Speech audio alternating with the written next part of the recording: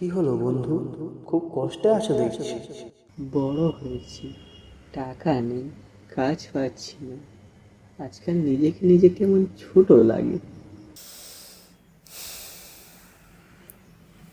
এভাবে কি বাঁচা যায়? বাবারা, ও বাবারা, কেউ আছো এখানে? হ্যাঁ, বলুন।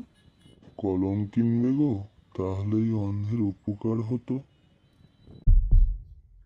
এভাবে কি বাঁচা যায়? কি মনে হয় প্রভু, এতে বুঝবে? আশা করি বুঝবে। আর না বুঝলে আমরা তো আছি। হ্যাঁ, বাঁচা যায়, একদিন সব ভালো হবে, এটা ভেবে এগিয়ে যাওয়াই হলো জীবন।